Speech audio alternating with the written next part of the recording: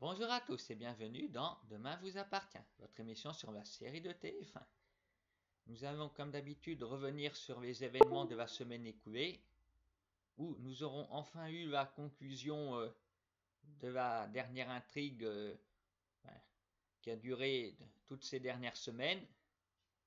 Et vraiment, sans tarder, voilà à nouveau une intrigue qui arrive, et c'est la famille Delcourt qui se retrouve au centre de tout ça. Cela faisait longtemps.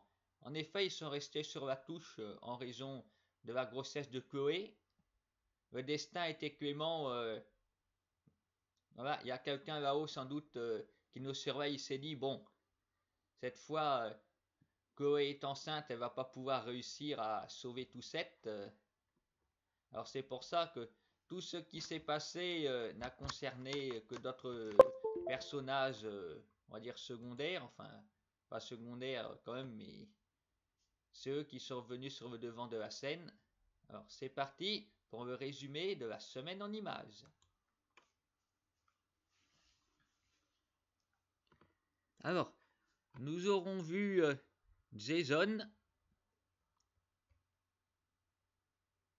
en train de tuer Shemsa, enfin, comme nous le savions, il était à l'hôpital. Il a réussi le tour de force de s'introduire dans la chambre. Et la police qui était là, voilà, l'a laissé entrer. Rémi s'était étonné pourtant de ce nouvel infirmier, mais bon. Ils sont tous très légers dans tout ça. Et Jason est d'autant plus culotté d'avoir ainsi assis que Karim connaissait son visage. En effet, il lui avait donné la clé USB, alors du coup, c'était vraiment... il aurait pu tomber sur Karim à l'hôpital, se faire reconnaître, se faire arrêter. Eh ben non, il a réussi, sauf qu'il s'est fait rattraper après. Eric a parlé. Alors voilà, Jason a arrêté. Eric, apparemment, c'était vraiment que pour l'argent qu'il a fait ça. Parce que je pensais qu'il y avait des enfants, que ces enfants étaient en danger. Ça aurait pu y avoir des circonstances atténuantes. Eh ben, pas du tout. Non, non. Eric est apparemment un pourri. Même si il semblait avoir quelques remords à un moment et qu'il a parlé, il a quand même agi, alors non. Je n'apprécie pas du tout le personnage. Normalement, avec les preuves, voilà, le frère de Shemsa, il va bien rester en prison. Le procès dans 2 mois. Elle n'est plus là, enfin. C'est ce qu'on nous a dit. Parce qu'après tout, on nous a dit qu'elle avait été autopsiée et tout. On n'a même pas vu le corps. Ils n'ont pas pu la ranimer, paraît-il, mais bon. Voilà, on connaît Demain nous appartient.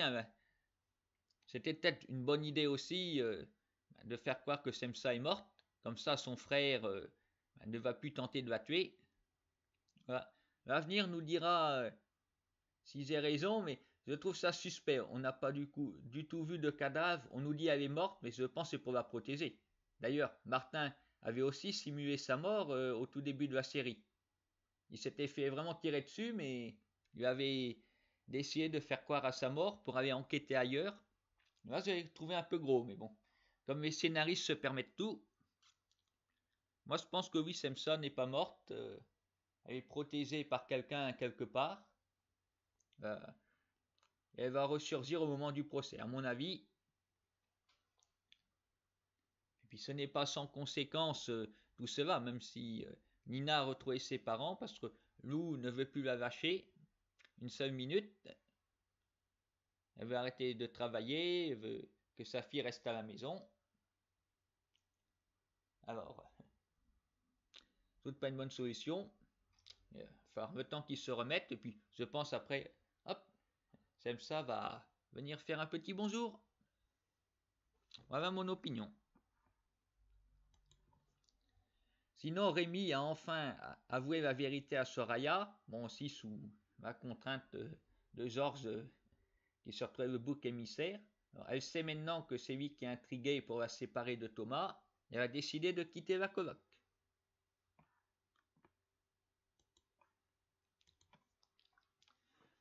Pour ce qui est d'Arthur et Sophia, ça n'avance pas beaucoup. Hein.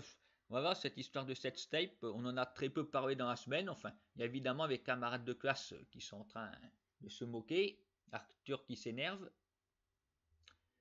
Après, j'ai remarqué Gabriel qui disait à Arthur, je suis désolé, je pensais pas. Alors, je pense que ça veut tout dire, c'est lui qui a mis ma vidéo. Cette façon de se sentir tellement concerné. Bon, alors, c'est là, la police va enquêter, pas officiellement. Moi, je pense que ça va remonter jusqu'à Gabriel. Ça n'a que trop duré. À moins qu'il soupçonne Aurélie Doumergue, alias Watson. Bon, Karim a décidé de ne pas dire la vérité sur elle. Je trouve que c'est mérité aussi.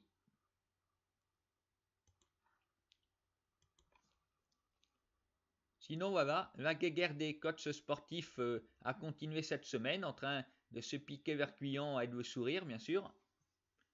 Après, c'est peut-être les clients qui sont gagnants. La concurrence, c'est bon. Ils peuvent avoir des séances de sport peut-être de top niveau, bien adaptées, voilà, dans le but de faire du chiffre. Surtout, nous aurons vu que Sacha a une fille en fauteuil roulant, tout comme Clémentine autrefois. Alors, ça va peut-être lui rapprocher.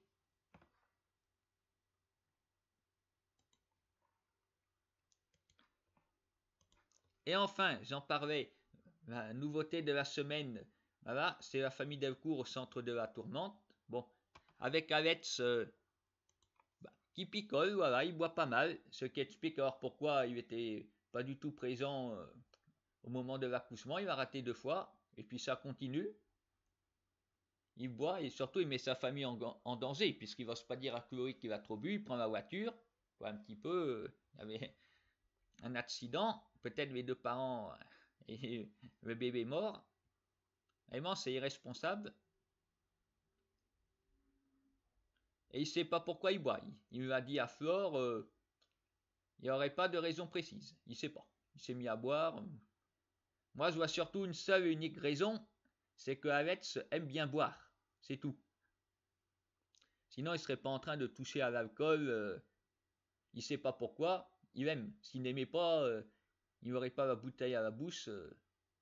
Il semble conscient d'un problème et il continue. Encore et toujours, on le voit s'énerver et continuer de boire. Là, cette semaine, ça a été le retour, bref, de Jacques Bertrand, son père, ou tout du moins l'homme qui va enlever, puisque Alex ne veut plus avoir affaire à lui. Il y avait apparemment quelque chose à lui dire, mais il n'aura pas eu le temps. Alex va bousculer.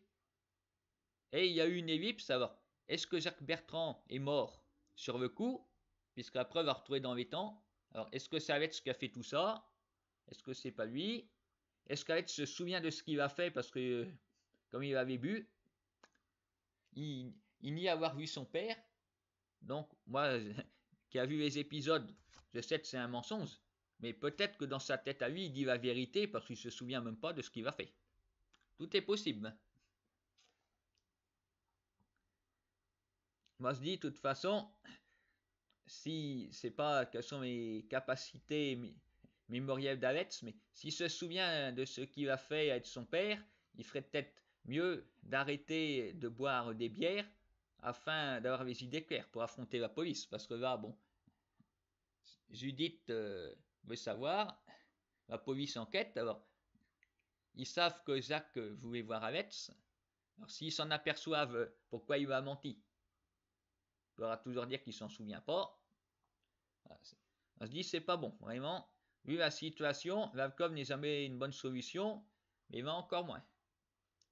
Si on veut garder la crédibilité et une image de sécurité, faut arrêter. Surtout que il n'a pas attendu la mort de son père pour boire. La preuve, il va la bouteille à la main. Après, il dit la mort de son père va s'embouler, c'est pour ça qu'il boit. Oui. Chloé s'est aperçu de rien parce qu'il prend des bonbons. Mais il buvait avant. Pourquoi il buvait? Apparemment, il n'avait pas de problème. Sa fille est née, il aurait dû être content. Non. À moins qu'il veut cacher quelque chose. Mais l'alcool, c'est pas une bonne solution. Quel que soit le problème que vous pouvez avoir, soit vous affrontez le problème, soit vous le subissez parce que vous n'avez pas le choix, mais il ne va pas disparaître. C'est inutile d'être en train de consommer ce genre de boisson, ça ne changera strictement rien. À part empirer les choses, parce que vous ne saurez pas qu'est-ce qui s'est passé, vous pouvez avoir un accident. Bivel, au moins, est plus raisonnable avec ce que je lui propose. Il ne veut pas en reprendre une deuxième fois. Ça, qui ne met pourtant pas avec dans le droit chemin, loin de là. Et je trouve assez ridicule aussi ces discussions avec Judith. Voilà, puisque, ah non, ils m'ont enlevé, c'est pas mes parents, c'est rien. Après, il découvre la situation dans laquelle il vivait, à savoir dans un camping-car. Hein, pourquoi tu m'as rien dit? Ben, c'était assez évident que des gens qui avaient pris la fuite, voilà, comme dit Judith, ne vivaient pas dans un palace. Ils avaient des problèmes d'argent, certainement, ils roulaient pas sur l'or, c'était pas une vergame, fallait me dire. Ils ne voulaient pas aborder le sujet.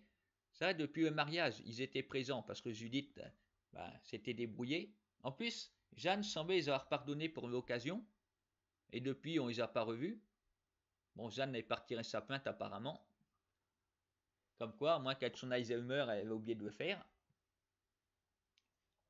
Mais bon, moi, j'ai toujours trouvé ridicule l'attitude d'Alex. D'accord, il sait la vérité, ce ne sont pas ses parents biologiques. Il m'a enlevé, c'est mal, je suis le premier à le dire. Mais puisqu'il avait des bons souvenirs avec eux, c'était pas du tout la bonne solution d'arriver à une telle extrémité et de les rogner. Ah non, sa vie est comme ça, avec des bons moments et des mauvais moments. Je pense que pour sa stabilité mentale, c'était pas une bonne idée de faire ça. C'est Judith qui en avait plus souffert, elle a gardé les contacts avec eux, moi je dis, elle a eu parfaitement raison. Chacun a le droit d'avoir son opinion. La situation est compliquée, je le sais. Mais faire l'autruche pendant 2 ans comme a fait Alex, c'était pas du tout judicieux. Parce qu'on n'est pas des machines, voilà. On ne peut pas décider comme ça, bon c'est tout noir, c'est tout blanc, ils ont fait ça, je ne veux plus les voir. Ben non, on est des êtres humains, on a des sentiments. On peut aimer des gens pour des mauvaises raisons, parce que les gens le méritent, malgré qu'ils ont pu faire des choses, voilà, répréhensibles. Alors la question se pose, où est passée Catherine? J'espère qu'ils vont la retrouver. Voilà. Alors, les parents d'Alex ressortent du placard. Peut-être pas pour longtemps. Ben déjà, il y en a plus qu'un potentiellement de vivant. Est-ce que ça va être fait? Est-ce qu'on va retrouver en vie? Est-ce qu'ils vont se pardonner tous les uns les autres? Est-ce qu'à la fin tout le monde sera heureux? On verra bien. Parce qu'Alex, bon, maintenant n'a plus de père. Il a deux mères, si on retrouve Catherine. Ce que je souhaite.